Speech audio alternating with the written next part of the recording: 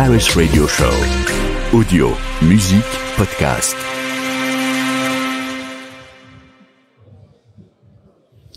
Alors nous allons faire une interview un peu spéciale pour les auditeurs de 135 grammes. On va parler de 5G Broadcast avec deux personnes, avec Gaëlle Kaminski qui est directrice adjointe de la division audiovisuelle et directrice de la transformation chez TDF. Et on a toute une série de questions pour elle. Et puis Charles-Emmanuel Bon qui est le secrétaire général de Radio France, c'est ça Charles-Emmanuel ? Tout à fait. Ouais, c'est ça. Et donc, on aura ces réactions sur la radio, notamment, par rapport à cette 5G Broadcast. Alors, première question, Gaëlle. Quelle est l'importance actuelle de la TNT, parce qu'on va parler de la TNT, en tant que mode de diffusion pour les Français, et comment a-t-elle évolué au fil des années ? Et ben, ce qu'on peut dire aujourd'hui, c'est que la TNT reste un marché résilient. On a toujours la télévision comme le premier loisir des Français. Et ça, c'est important de le noter. Aujourd'hui, le temps de visionnage quotidien est autour de 3h19 par jour, ce qui est un peu en deçà de ce qui était en 2022, mais on a juste perdu 7 minutes. Et il faut savoir que pour les plus de 50 ans, on est à plus de 5 heures par jour. Donc ça reste un média très résilient. La plateforme TNT, elle aussi, reste importante pour tous les Français, avec une couverture de l'ensemble de la métropole et aussi des Outre-mer, avec une part de marché de 62% en comptabilisant les gens qui ont un accès direct avec l'antenne râteau ou indirect via les box sur lesquels on installe l'antenne râteau directement. Voilà, donc c'est un marché très résilient. On voit ces derniers temps que la TNT est très dynamique, et notamment avec le renouvellement des fréquences qu'on a vu là depuis quelques mois, avec de nombreux dossiers qui ont été déposés pour des nouvelles chaînes. On en voit arriver 2 nouvelles qui vont arriver au mois de juin. Et donc, on sent toujours une appétence parce que cette TNT, elle reste dynamique. Elle apporte toujours de la télévision, du live aux Français. Pour la radio, Charles-Emmanuel, est-ce que l'audience, les parts de marché sont comment là en 2024 ? Alors, merci déjà de me recevoir pour ce podcast. La radio, elle vit une période de transition. C'est vrai que la radio linéaire perd des auditeurs, en tout cas dans tous les jours, mais ça reste un média extrêmement massif. 7 Français sur 10 l'écoutent tous les jours. Et quasiment 95% des Français ont un contact avec la radio chaque mois. Donc, ça reste un média de masse. Par contre, c'est un média qui enclenche une transition vers le numérique avec un basculement des usages entre le linéaire, le direct, et des usages comme votre podcast qui sont des écoutes en différé, ce qui fait que c'est un média qui est en transformation, mais qui reste extrêmement massif sur le linéaire et dont l'essence même est quand même le direct. Et donc, c'est pour ça que la radio se porte, à mon sens, bien. Et en tout cas, Radio France se porte très bien parce que en décembre, Radio France a battu son record d'auditeurs. Il n'y a jamais eu autant d'auditeurs sur le service public et en particulier sur France Inter. Jamais une radio n'a été autant écoutée que France Inter ces derniers mois. Ok, très bien. Deuxième question, à l'heure du RSE qui est important pour beaucoup d'entreprises et notamment pour la partie des telcos. Quels sont les principaux avantages environnementaux de la TNT par rapport à d'autres modes de diffusion aujourd'hui ? Aujourd'hui, il y a eu plusieurs études qui ont été menées. Une première qui s'appelle l'étude LOCAT, et puis il y a une dernière qui a été faite par l'ARCOM et l'ADEME, qui est très intéressante parce qu'en fait, on se rend compte que finalement, toutes les diffusions broadcast, notamment la TNT, sont 10 fois moins énergivores que d'autres plateformes IP. Et donc ça, c'est un vrai plus pour notre environnement et pour les atouts finalement. Ok. Vous pensez que en termes d'avantages environnementaux, les choses vont évoluer considérablement sur les plateformes que vous allez créer demain ? Vous travaillez avec des constructeurs du type, je sais pas, Nokia, Ericsson, j'ose pas dire Huawei ou ZTE, mais oui ? Alors sur la TNT, on n'a pas forcément ces acteurs-là. On a d'autres acteurs qui sont issus de l'audiovisuel. Et oui, il y a des travaux. Voilà, quand on a des nouveaux équipements, on essaye de regarder aussi la partie énergétique et finalement, voilà, de faire des choix. Je pense que l'ensemble de l'écosystème est en train de travailler aussi pour avoir des équipements de moins en moins énergivores pour pouvoir apporter vraiment de cette qualité verte à la TNT. Alors, il y a eu de nombreux projets menés autour de la 5G Broadcast, on va en parler, sur des grandes villes en France, mais aussi lors des JO.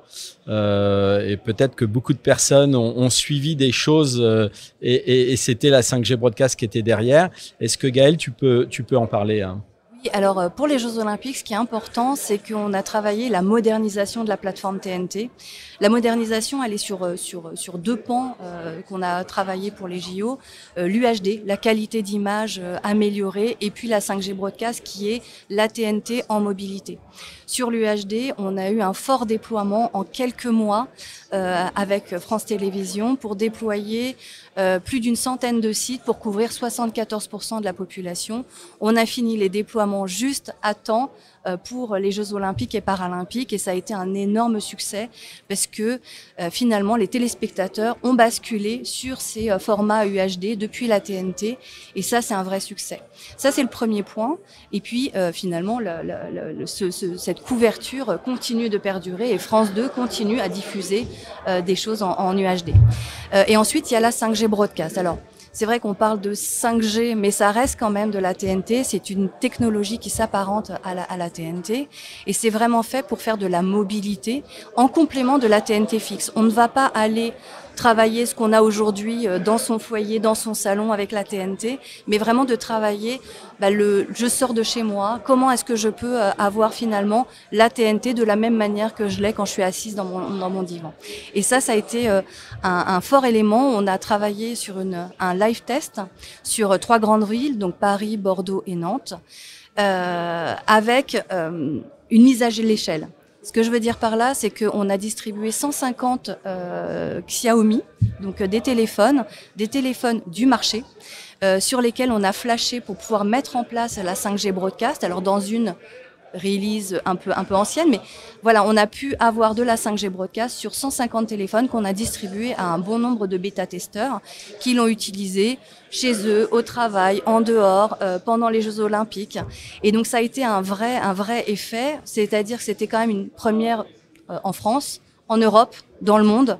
On l'a partagé finalement avec le monde entier, notamment à l'IBC en septembre. Et on voit que ça va suivre. En tout cas, en Europe, il y a beaucoup de pays qui continuent à suivre. Et donc maintenant, il va falloir passer sur une échelle différente et pouvoir avancer pour un jour pouvoir déployer. Quel a été le retour des usages de ceux qui l'ont Alors, utilisé? on a eu plusieurs retours. Ce qui était intéressant, c'est que donc on a eu ces 150 testeurs. Alors, on va pas vous dire que tout était rose, hein. C'était un live test. On a expérimenté différentes fonctionnalités. On n'avait pas tout ce qu'on aurait souhaité faire, notamment l'interactivité. Mais en tout cas, ça a été un fort succès parce que la couverture qu'on avait imaginée, elle était vraiment là. On pouvait suivre avec son mobile en outdoor. Après, il y a eu des petits sujets techniques, notamment d'interopérabilité de l'ensemble de la chaîne. Voilà, quand on va chercher les flux et qu'on les diffuse jusqu'au téléphone, on passe par un certain nombre d'équipements. C'était un peu la première pour avoir l'ensemble, et donc il y a encore un peu des choses à travailler. Mais vraiment globalement, c'était un vrai succès. On a pu voir aussi tous les atouts de la TNT et qu'on les retrouvait finalement sur la 5G Broadcast. La qualité de service, la qualité d'image et de son notamment, parce que je reviendrai après sur ce qu'on a diffusé. Et puis la latence. La latence, ça a été un point fort, notamment avec un exemple, c'est pendant la seconde finale de Léon Marchand. Je ne sais pas si vous vous souvenez, il y a un certain nombre d'épreuves qui se sont arrêtées pour que tout le monde puisse regarder sur son smartphone. Les seuls qui l'avaient en live et quasiment en temps réel, c'était ceux qui avaient la 5G Broadcast, parce que les réseaux à côté était saturé. Donc voilà, donc on retrouve un peu tous les atouts de la TNT. Maintenant, il y a un peu des défis techniques, donc de bien comprendre où aller chercher les différents points pour avoir une expérience vraiment à même de satisfaire les téléspectateurs. Et puis on a aussi un sujet sur la partie marketing et comment demain on va pouvoir l'amener dans l'écosystème pour les différents téléspectateurs. Oui, d'ailleurs, on en parlera tout à l'heure. Lors de notre conversation, on avait dit peut-être que le mot 5G broadcast n'est pas le bon, quoi. Complètement. C'est vrai que la 5G broadcast, c'est une technologie qui est issue du 3GPP. Donc c'est ça qui est l'intérêt de cette technologie, c'est qu'elle sera demain dans les chipsets, donc dans tous les téléphones. Parce que c'est finalement une évolution des chipsets avec les différentes releases. Donc c'est ça qui fait qu'on l'appelle 5G broadcast, mais je pense qu'on réfléchit à un nom, mais c'est vraiment de la TNT en mobilité. Excellent. Alors, parlons un peu technique. Est-ce qu'il y a eu, tu en as parlé brièvement, là, quels sont les défis que vous avez rencontrés lors de l'installation de la 5G broadcast et quelles solutions sont envisagées pour les surmonter, ces défis ? Alors, on a eu plusieurs défis, déjà opérationnels de monter finalement la diffusion sur 3 grands sites avec des très belles couvertures qui s'apparentent à la TNT, donc dans des temps un peu réduits puisque nous avons eu l'autorisation de l'Arcom un peu au dernier moment. C'est normal, il y avait les JO, il y avait beaucoup d'impact sur les fréquences. Et ensuite, c'est de regarder vraiment l'ensemble. Les petits défis techniques, c'est par exemple sur le téléphone, quand on était en mode portrait, ça fonctionnait, mais dès qu'on passait en mode paysage, ça coupait parce que l'antenne qui est intégrée, perdait un petit peu des dB. Donc voilà, il y a des choses comme ça à régler. Quelle va être notre ingénierie complète pour pouvoir accéder. Et puis, on a eu aussi quelques sauts d'images et de son. Et côté Radio France, on a pu le voir un petit peu, qu'on a travaillé au fur et à mesure en changeant des paramètres, tout au long de l'expérimentation. Mais globalement, c'était quand même un succès. Voilà. La seule différence aussi, ce que je pourrais revenir dessus, c'est que c'est vrai qu'on a travaillé pour être en mobilité outdoor. Et que certains tests ont été faits plutôt en indoor, en se disant mais je ne comprends pas, je suis à mon bureau, etc. Voilà, le travail à faire, c'est de se dire finalement comment est-ce que quand je suis dehors, j'arrive chez moi, je peux basculer finalement sur les réseaux qu'on a et qui sont très performants comme le Wi-Fi, etc. Pour pouvoir y accéder. Donc voilà. Est-ce que la partie au JO, la partie équitation avait été couverte au château de Versailles? Vous aviez mis Alors, on diffusait depuis la Tour Eiffel. Alors il y avait plusieurs sites de diffusion et d'ailleurs c'était en partenariat avec Towercast qui avait 2 sites sur Paris et nous aussi. Et donc il y avait une couverture de Versailles. Alors elle n'a pas été testée par les 150 bêta-testeurs, ils étaient plutôt dans Paris ou ailleurs. Donc je ne sais pas si votre question c'est parce que si des gens ont testé ou pas. Ouais, non, c'était la question sur site comme ça. Est-ce qu'il y a des choses à déployer qui sont lourdes à déployer ou pas du tout? Non, on est vraiment axé sur de la TNT, donc avec une couverture, ce qui est différent. C'est le spectre. Et on utilise le spectre UHF, le spectre de la TNT, donc les fréquences de la TNT, les architectures de la TNT, l'ingénierie complète de la TNT. C'est malin. Allez, quelle est l'importance de l'interactivité des nouvelles fonctionnalités comme le replay ou le partage social pour les utilisateurs de la TNT, peut-être aussi de la radio, sur smartphone? Alors, ce qui était important, c'est que je vous ai parlé des 150 bêta-testeurs et des résultats qu'on a pu avoir. On a fait aussi à côté des pop-up stores, c'est-à-dire qu'on est allé à la rencontre du grand public à Nantes et à Paris pour essayer de comprendre un peu leurs usages actuels, de leur présenter la 5G broadcast et de bien comprendre si ça a un intérêt pour eux avec les atouts qu'on leur a présentés et puis comment est-ce qu'ils voient l'avenir.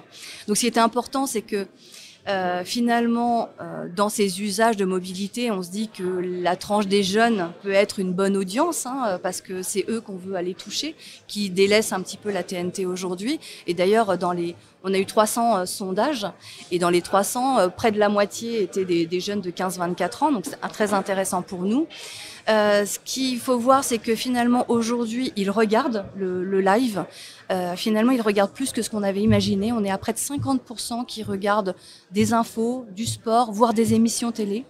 Donc ça, on voit qu'il y a un usage de plus en plus de regarder ces aspects-là. La seule chose, c'est qu'aujourd'hui, ils discutent beaucoup. Ils sont en interactivité. Ils sont en interactivité avec leur communauté, avec leurs amis, avec les réseaux sociaux.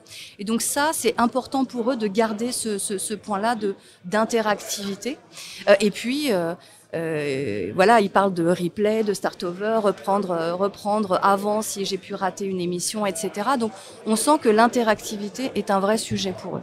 Quand on regarde leur présente la 5G Broadcast, eux, ils y voient tous les atouts de la TNT, notamment le fait que la 5G Broadcast, demain, elle est gratuite, c'est-à-dire qu'on ne consomme pas le forfait mobile. Et donc ça, c'est remonté comme un intérêt fort. Ça évite la saturation des réseaux. Donc ils ont toujours une qualité qui reste la même. Et c'est vrai qu'ils nous demandent de l'interactivité. Et cette interactivité, elle est en train d'être développée au niveau du 3GPP dans tous les standards avec différentes releases pour pouvoir demain pouvoir hybrider les différents réseaux, d'avoir la 5G Broadcast si on veut regarder le live, mais derrière de pouvoir aller sur les différentes plateformes, peut-être des éditeurs, pour pouvoir aller faire toute cette interactivité, donc hybrider finalement des réseaux mobiles et la 5G Broadcast pour apporter quelque chose de complet finalement Est-ce qu'on peut imaginer qu'un service comme Twitch, aujourd'hui, qui est essentiellement sur Internet, ait un intérêt à s'intéresser à la 5G Broadcast ? Alors aujourd'hui, la 5G Broadcast, on la voit plutôt comme une continuité de ce qu'on a sur la TNT. Comme je vous l'ai dit, c'est le complément finalement de la TNT fixe. Et puis tout ça est régulé, régi par l'Arcom. Et donc, on est quand même dans un cadre des fréquences UHF, des autorisations qui sont liées finalement à l'Arcom. Donc, aujourd'hui, on est plutôt sur du simulcast ou des choses un peu comparables entre ce qu'on a à la TNT chez soi et ce qu'on pourrait avoir dehors. Et c'est ce que je vous expliquais de « je suis chez moi, je sors, je peux continuer à suivre mon émission ». Alors, comment la TNT gratuite ou la radio d'ailleurs, vous pourrez prendre la parole, sur smartphone pourrait-elle transformer les habitudes de consommation des contenus télévisés ? Alors ça, c'est une bonne question. Globalement, nous, ce qu'on voit, c'est que y a pas mal de cas d'usage. Donc, j'ai parlé de la mobilité, j'ai parlé de finalement toucher un peu plus les jeunes ou les gens qui sont en mobilité douce pour aller au travail. Donc ça, c'est plutôt dans la continuité, mais on pourrait très bien aussi imaginer des mobilités type les métros, les trains de banlieue, etc., pour pouvoir finalement accompagner nos téléspectateurs ou nos auditeurs sur l'ensemble de son trajet. Et donc c'est en ce en quoi les usages pourraient un peu se transformer, c'est finalement d'avoir une vraie continuité du live tout au long de sa journée et d'y avoir accès facilement et de pouvoir partager avec ses réseaux, etc. Donc vraiment de faire vivre un peu le contenu aussi en dehors. Et pour vous, Charles-Emmanuel ? Alors, nous, évidemment, la radio, quelques personnes pourraient penser que la radio, c'est de la vidéo sans image et que c'est juste un flux sonore. En fait, c'est beaucoup plus que ça. Et que la dimension du direct, comme je l'ai dit tout à l'heure, est essentielle. Ce qui est très intéressant pour nous dans la 5G Broadcast, c'est que dans la transition numérique de la radio, elle se fait en dehors du téléphone parce que la plupart des fabricants ont abandonné l'idée d'insérer des puces type DAB+, compatibles avec les émissions de radio numérique, notamment parce que en termes de gamme de fréquences, elles sont plus compliquées à intégrer dans un téléphone. Ce sujet pour nous est important parce que le téléphone, on le voit bien, Gaël parlait du métro tout à l'heure, tout le monde passe beaucoup de temps sur son smartphone. Et donc pour nous, la 5G Broadcast, c'est une façon de ramener la télévision, mais aussi la radio, sur le smartphone en direct.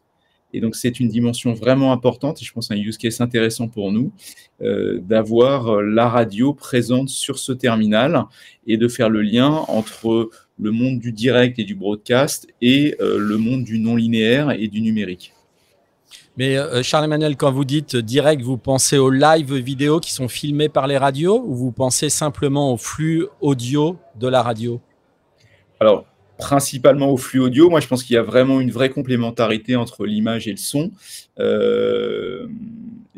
Ce qu'on fait, nous, en vidéo, en radio, l'image est plus un support et ça nous sert pour nos chaînes YouTube ou des choses comme ça. Mais on ne peut pas dire qu'on fait un effort particulier sur la mise en image. C'est plus un support. Et donc, pour nous, le sujet, c'est le son. Nous, on est une alternative aux écrans. Et l'audio a ceci d'intéressant que vous pouvez faire du multitasking, vous pouvez marcher, courir, vous pouvez faire plein de choses tout en écoutant la radio, ce que la vidéo peut moins bien faire parce que elle nécessite une attention plus importante. Donc je pense qu'il y a une vraie complémentarité entre les médias et l'idée pour que cette complémentarité fonctionne, c'est d'être présent sur le terminal où elle a lieu. Mais est-ce que les 15-35 ans veulent ça, en fait? Est-ce qu'ils veulent écouter de la radio ou est-ce qu'ils veulent voir leur radio en vidéo? Parce que quand on regarde les phénomènes sur YouTube aujourd'hui, c'est quand même sur YouTube. C'est pas, enfin, les 15-35 ans. Quelles sont les audiences des 15-35 ans aujourd'hui sur Radio France? Alors, Radio France gagne des auditeurs sur les 15-35 ans. Certes, à rebours du marché, je pense qu'il y a un phénomène sur notamment les jeunes qui est principalement lié à la musique. Pendant longtemps, la radio était le seul moyen d'avoir de la musique gratuite, accessible facilement. Les plateformes de streaming et YouTube sont une véritable concurrence à la radio sur ce segment-là. Et c'est une des raisons de la baisse de l'audience, notamment chez les plus jeunes, là où la musique est quand même un des motifs principaux d'écoute de la radio. Donc c'est vrai qu'on fait face à une concurrence nouvelle, mais pour autant, je reviens aux usages. Il y a un usage, vous voyez tout. Enfin, baladez-vous dans le métro, vous verrez le nombre de personnes avec un casque. Alors certains regardent des vidéos courtes, mais beaucoup écoutent. Et pour nous, ce qui est important, c'est de pouvoir leur offrir cette capacité à les accompagner. La radio, c'est un média d'accompagnement. Il est concurrencé comme l'est la télévision, par TikTok et toutes ces plateformes. Mais pour autant, l'audio reste une dimension essentielle. Et voilà. Et je pense que quand on voit le nombre de casques qu'il y a dans les transports en commun, par exemple, ça montre qu'il y a une vraie adhésion pour ce média-là. Ouais. C'est à nous d'être pertinent. En tout cas, Charles-Emmanuel, moi, quand j'entends Gaël et quand je vous entends, je pense que demain, pour vous, pour la radio, et ça, je l'ai souvent écrit, moi, sur un média qui s'appelle servicemobile.fr depuis 2007, où la radio a un train de retard dans pas mal de domaines. Et je pense que là, vos 15-35 ans, enfin, moi, j'en ai deux à la maison, enfin, qui sont dans les 15-35 ans, c'est que de la vidéo, hein. Il n'y a pas de radio. Il n'y a pas de radio, il n'y a pas de lecture, c'est que de la vidéo. Vidéo sur télé, vidéo sur smartphone, vidéo sur tablette. Et donc, je pense que je me permets, c'est un podcast, ça permettra d'ouvrir la réflexion. Je pense que votre avenir à la radio, il est avec la 5G broadcast, il est avec la vidéo. Il n'est pas simplement sur un flux radio, un flux audio. On est d'accord, et c'est pour ça qu'on en fait. Mais à mon sens, l'image que nous produisons est un support et le vrai média, c'est l'audio. En tout cas, dans ce qu'on fait, nous, on porte véritablement ce sujet-là. Et ce qu'on voit, c'est que on a des progrès à faire, certes, en termes de format, etc. Mais beaucoup des vidéos adoptent. Regardez le succès de Joe Rogan aux États-Unis. Il adopte totalement les codes de la radio. Et au final, ça dure 5 heures. C'est un peu long, et il y a 3 caméras fixes dans le studio, ça alterne, mais ce n'est pas du tout une émission de télévision au sens classique du terme. Donc oui, la vidéo est un support et il faut qu'on travaille dessus, mais l'audio en tant que contenu reste quelque chose sur lequel on peut continuer à investir et à travailler. Et je pense qu'en fait, évidemment, la dimension de l'image emporte beaucoup, mais le fond, et moi je trouve que c'est très prégnant dans les exemples qu'on voit aux États-Unis, reste l'essentiel du message reste sur l'audio. Et je pense que c'est pas un mystère que de Twitch à YouTube, il y a énormément de formats qui, au final, certes, font de la vidéo, mais empruntent tous les codes de la radio, et notamment dans la mise en image, qui reste une mise en image relativement simple, avec des cadres serrés, une réalisation automatique. On n'est pas dans les studios de la Seine-Saint-Denis avec 14 mètres de hauteur sous plafond et plein de caméras mobiles. On est dans des choses qui sont relativement simples, et l'image est un support. Parce que c'est vrai qu'aujourd'hui, ça c'est probablement une bataille de l'attention que notre société est en train de perdre, l'audio seul nécessite une capacité d'abstraction, de concentration qui, parfois, c'est vrai, élude les jeunes générations. Ok, super. C'est un sujet, pour le service public, oui, c'est un sujet. Bah, oui, bien sûr. Allez, une dernière question où les deux, vous allez pouvoir répondre. À quoi va ressembler l'avenir de la télévision et de la radio en France avec des technologies comme la 5G broadcast, mais aussi l'UHD? Et quel rôle la TNT va jouer dans le futur paysage audiovisuel? Alors c'est vrai qu'au départ, j'ai parlé de modernisation de la plateforme TNT. C'est vrai qu'il y a urgence. Pourquoi? Parce que aujourd'hui, il y a quand même pas mal de sollicitations sur cette bande de fréquences, avec les fréquences qu'on appelle en or, qui peuvent être sollicitées pour les opérateurs mobiles ou d'autres. Et donc, il faut aussi qu'on montre qu'on se modernise, que la plateforme TNT, elle a un vrai atout pour atteindre les téléspectateurs et ces nouveaux usages. Et donc l'UHD est une réponse déjà, d'avoir vraiment une qualité d'image qui est attendue par les téléspectateurs. Les écrans, on a des grands écrans, on a envie d'être dans de l'immersion de l'image, et puis il y a des vrais programmes intéressants, l'événementiel, le sport, les films. Et donc c'est vrai que d'apporter ça aux téléspectateurs, c'est un vrai atout, et c'est ce que peut faire la plateforme TNT. Et puis avoir ces nouveaux usages, toucher des nouvelles audiences. Pour les éditeurs, en tout cas, c'est intéressant. Et d'ailleurs, on est en train de travailler sur, finalement, là, je vous ai parlé tout à l'heure qu'on avait 300 sondages des pop-up stores, mais on va aller un cran plus loin. On fait une étude beaucoup plus large pour bien comprendre, finalement, les usages, comment ils pourraient se déformer demain, et puis voir quels seraient les intérêts pour l'ensemble des éditeurs pour aller vers de la 5G broadcast, qui a vraiment une réalité aujourd'hui. On a vu, on a fait ce live test, on avait des devices, on avait une architecture complète technique. L'Allemagne, l'Italie partent aussi là-dessus, et l'Italie a déjà déployé aussi certains sites dans toutes ces grandes villes. On a des pays aussi comme le Brésil qui se posaient des questions aussi sur est-ce que je fais la norme américaine ou finalement la 5G broadcast, et ils sont partis sur la 5G broadcast. Donc on voit qu'il y a une dynamique européenne, mondiale là-dessus. Et donc ce qui fait aussi que on peut avoir des discussions avec les créateurs de chipsets, avec les fournisseurs de téléphones, voilà, pour se donner aussi une visibilité sur l'avenir. Et nous, à TDF, on pense que en 2028, avec la dynamique qu'on a jusqu'ici, ça pourra être une vraie réalité pour les Français. En tout cas sur la 5G quand broadcast. Vous dites vraie réalité, dans votre roadmap, vous avez mis un nombre de smartphones. Oui. Oui, tout à fait. En fait, aujourd'hui, on a vu, je vous ai parlé du Xiaomi qui était déjà équipé. Il a juste fallu flasher, donc faire des petites manips, mais c'est déjà dans quelques smartphones. Ça va l'être au fur et à mesure. Je crois que le taux de changement d'équipement est de 2,5 ans. Donc vous voyez, ça peut arriver, et on se dit qu'en 2028, on pourra déjà avoir un marché de smartphones qui sera ouvert, et donc après de faire une diffusion complète. Très bien, très bien. Alors pour la radio? Pour la radio, le sujet pour nous, c'est aussi je comprends moi bien sûr la nécessité de moderniser la plateforme TNT. Pour la radio, la TNT peut pas devenir, notamment parce que c'est une question de pénétration indoor, qui est très importante, et les réseaux on l'a bien vu notamment lors des tests qu'on a fait cet été, le réseau de la TNT, il n'a pas été conçu pour rentrer à l'intérieur des bâtiments.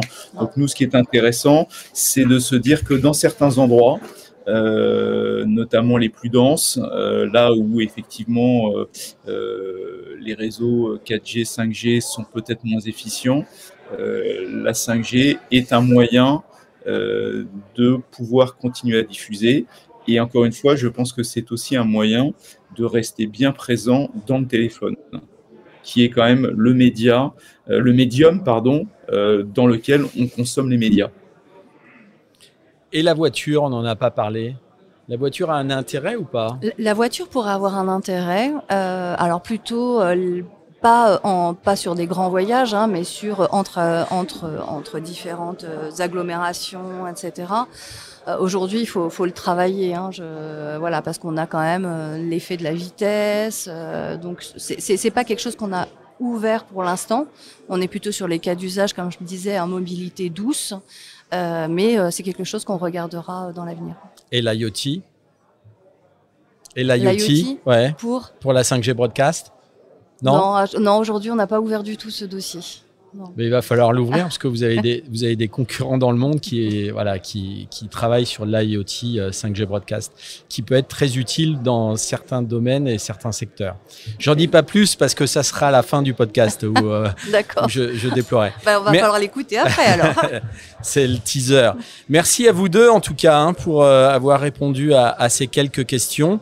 Et le podcast sera en ligne d'ici quelques jours. Merci à vous deux. Merci beaucoup. Merci.